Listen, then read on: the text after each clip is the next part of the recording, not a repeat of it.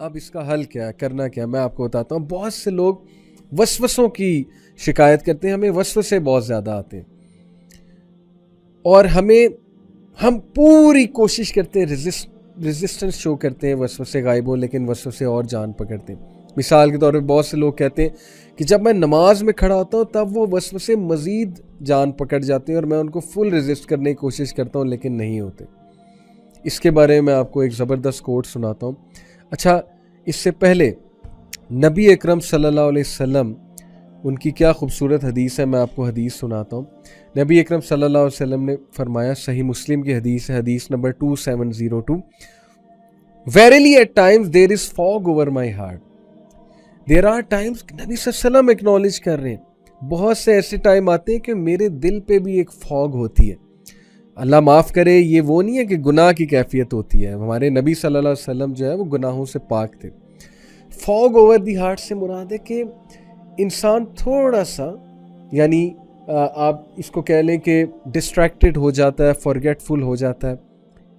तो नबी सल्लल्लाहु अलैहि वसल्लम ने कहा कि there is fog over my heart so I seek the forgiveness of Allah 100 times in a day. मैं 100 बार इस्तगफार करता हूँ। ये तरीका बताया अल्लाह के नबी सल्लल्लाहु अलैहि वसल्लम ने माइंडफुल रहने का। हम कितनी बार इस्तगफार करते हैं? मैं समझता हूँ कि इस्तगफार चलते फिरते करना चाहिए। अस्तगफिरुल्लाह तूबू इलैह, अस्तगफिरुल्लाह, सिंपल अस्तगफिरुल्लाह। 100 बार का मतलब है हर नमाज के बाद भी अगर आप फोकस्ड इस्तगफार करें, फोकस्ड, ठीक है, आपको पता होना चाहिए what you are saying, you should be conscious about the इस्तगफार। इस्तगफार करें, आप देखेंगे कि ये माइंडफुलनेस की हैबिट आपकी डेवलप हो जाएगी। अच्छा, इब्ने कय्यम ने हमें एक प्रैक्टिस बताई है। वो प्रैक्टिस क्या है? To anchor mindfulness in our worship, in the meditation. इब्ने कय्यम ने कहा, as for the remembrance of watchfulness it is like the worshipper saying अल्लाह इज विद मी, अल्लाह इज लुकिंग एट मी, अल्लाह is observing me and other such words used to strengthen one's presence with अल्लाह। पूरी mind sciences की ये technique है कि आप वो बातें करते हैं, जो थॉट्स आप बनाना चाहते हैं ना, जिन जिन थॉट्स को आप चाहते हैं कि वो आपकी हैबिट बन जाए, आप उनके बारे में बोलना शुरू कर देते। अल्लाह मुझे देख रहा है, आप कहते हैं कि अल्लाह जो है ही इज़ विद मी, आप कहते हैं कि जी अल्लाह इज़ ऑब्जर्विंग मी, और ऐसे मज़ीद अल्फाज आप कहते रहते हैं। इससे आप कॉन्शियस रहते हैं अल्लाह सुब्हानहू व तआला के बारे में। और फिर फरमाया, in it is care for the well being of the heart, maintaining good manners with Allah, being wary of mindlessness and seeking protection from Satan and the lower self। नफ्स से और शैतान से आप बच जाते हैं जब आप अल्लाह सुब्हानहू व तआला को माइंड में रखते हैं, जब आप अल्लाह ताला के बारे में कहते रहते हैं, बात करते रहते हैं। ये बेसिकली बड़ी ज़बरदस्त टेक्निक है। अच्छा, इब्ने कय्यम का एक ज़बरदस्त मैं आपको कोट सुनाता हूँ। अभी हम थॉट्स की बात करें ना, वसवसों की बात करें, कुछ लोग थॉट्स को इतनी ज़्यादा लिफ्ट करा देते हैं, सोचते रहते हैं, उनके बारे में सोचते रहते हैं, वो थॉट्स जान पकड़ जाते हैं और फिर वो उनको बहुत तंग करते हैं। तो थॉट्स के बारे में इब्ने कय्यम ने क्या बताया? Know that passing thoughts are not harmful. Thoughts सबको आते हैं, किसको नहीं आते? सहाबा तक को थॉट्स आते थे, वसवसे आते थे मुख्तलिफ किस्म के। सहाबा ने कहा नहीं अल्लाह के नबी सल्लल्लाहु अलैहि वसल्लम को कि हमारे माइंड में ऐसी ऐसी बातें आती हैं, हम बयान भी नहीं कर सकते। अल्लाह के नबी सल्लल्लाहु अलैहि वसल्लम, हदीस है, आप पढ़ लीजिए।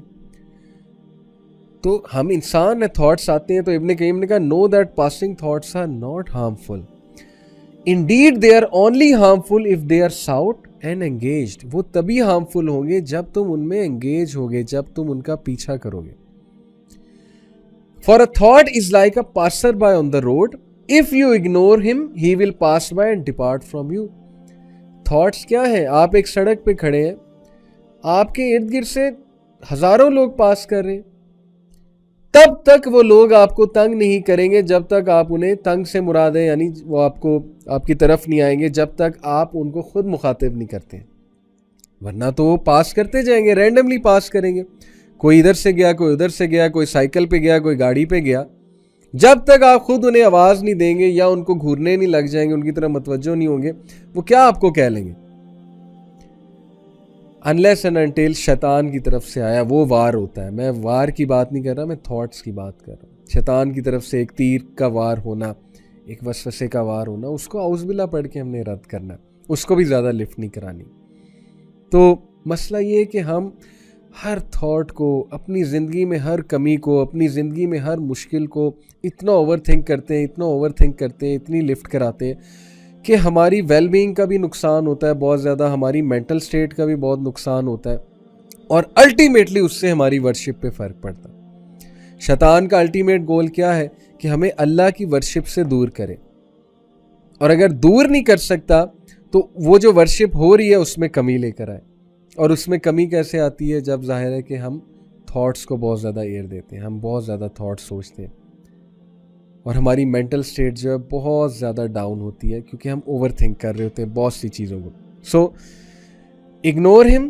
पैसेंजर पासर बाय की बात हो रही है, अगर आप उसको इग्नोर कर देंगे, that person will not affect you, similar is the thought. और अच्छा, इसको साइकोलॉजिस्ट कहते हैं कॉग्निटिव डिफ्यूजन। आप थॉट्स को डिफ्यूज़ कर रहे हैं, आप थॉट्स को एम्ब्रेस कर रहे हैं और डिफ्यूज़ कर रहे हैं। कोई बात नहीं, आ रहे हैं, ज़्यादा रेजिस्ट ना करो। इसका ये मतलब नहीं कि उन्हें इंजॉय करो। इंजॉय करने में और एम्ब्रेस करने में बहुत फ़र्क है। भाई थॉट्स आपको आ रहे हैं, रिलैक्स हो,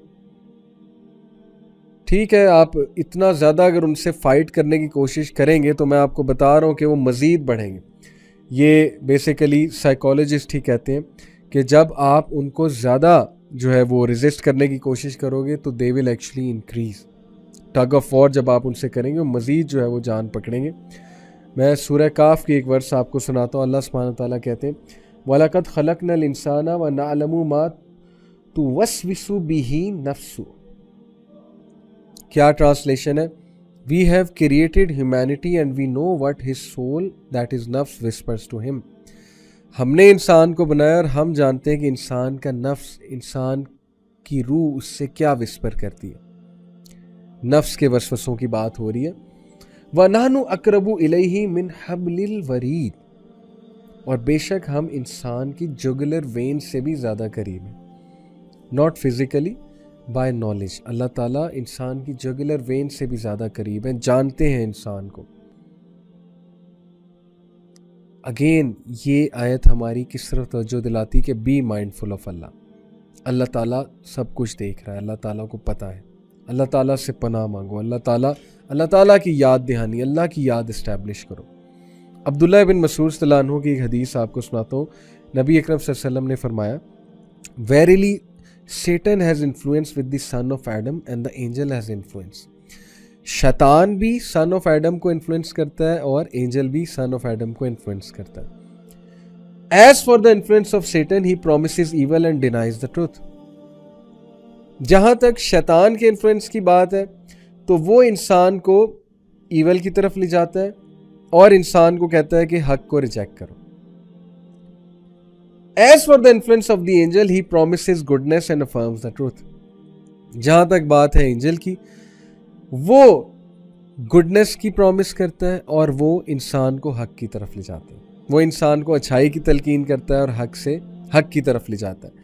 Whoever finds this goodness, let him know that it is from Allah and let him praise Allah। और जो भी अच्छाई की तरफ आ जाए वो अल्हम्दुलिल्लाह अल्लाह का शुक्र अदा करे। जिसमें अच्छाई हावी है और अच्छाई की वजह से वो गुनाह से बच जाता है, गुनाह को रेजिस्ट कर जाता है। ज़ाहिर है एंजल भी तो उसको अच्छाई की तलकीन कर रहा है ना, अंदर से एक आवाज़ उठती है, ज़मीर की आवाज़ भी उठती है और एंजल भी है साथ, एक अच्छा एंजल। एंजल्स अच्छे ही होते हैं, एंजल है और शैतान भी साथ है। Whoever finds something else, let him seek refuge in Allah from the accursed Satan। और जो कोई इसके अलावा फील करे यानी ईवल को फील करे फिर वो आउज़ बिल्लाहि मिनश शैतानिर रजीम पढ़े। हदीस है नबी अकरम सल्लल्लाहु अलैहि वसल्लम की। और फिर नबी अकरम सल्लल्लाहु अलैहि वसल्लम ने वर्स पढ़ी, अश-शैतानु यईदुकुमुल फ़क़्र व यअमुरुकुम बिल फ़हशाइ वल्लाहु यईदुकुम मग़फ़िरतन मिन्हु व फ़ज़ला। बेशक शैतान तुम्हें थ्रेटन करता है पॉवर्टी से और तुम्हें फुहश कामों का कमांड करता है, जबकि अल्लाह promises you forgiveness and favour from him. ये सारी हदीस है, ऊपर का पार्ट प्लस ये आया सही तिरमिज़ी हदीस नंबर 2988। नबी अकरम सल्लल्लाहु अलैहि वसल्लम ने शैतान की टेक्निक बताई कि वो तुम्हें कहाँ से पकड़ता है, फ़क्र का डर डाल के, पॉवर्टी का डर डाल के, रिस्क की टेंशन दे के, और तुम्हें फुहश काम कराता है, फुहश बोल बुलवाता है, अल्लाह के खिलाफ भी बोल बुलवाता है और बहुत से फुहश काम करवाता है इस डर को डाल के। लेकिन अल्लाह तुम्हें प्रॉमिस करता है फॉरगिवनेस और फेवर, मगफिरा और फजल। अल्लाह की तरफ से फजल आएगा बहुत ज़्यादा। So this is a beautiful हदीस ऑन रेजिस्टिंग ईवल थॉट्स। अनस बिन मालिक रज़ी अल्लाह ताला अन्हु नबी अकरम सल्लल्लाहु अलैहि वसल्लम से एक हदीस जो है वो बयान करते हैं। वो हदीस मैं आपको सुनाता हूँ। Deliberation is from Allah and recklessness is from शैतान। सुनन अल कुबरा हदीस नंबर 18651। ताअन्नी, इसको कहते हैं ताअन्नी, ताअन्ननी, डेलिब्रेशन। डेलिब्रेशन का मतलब क्या? It means to be careful and to take one's time to react properly. एक किताब है ट्रिगर के नाम से, और उसमें जो ऑथर है उसने पूरी बुक में यही बात डिस्कस की है कि जब आपके माइंड में एक थॉट आता है, एक चीज़ ट्रिगर होती है, it all depends on you कि आप उसको लिफ्ट कराते हो कि नहीं कराते हो। और अगर करा देते हो तो उसके बाद एक नेक्स्ट ट्रिगर आता है, एक और ट्रिगर आता है, फिर एक और ट्रिगर आता है।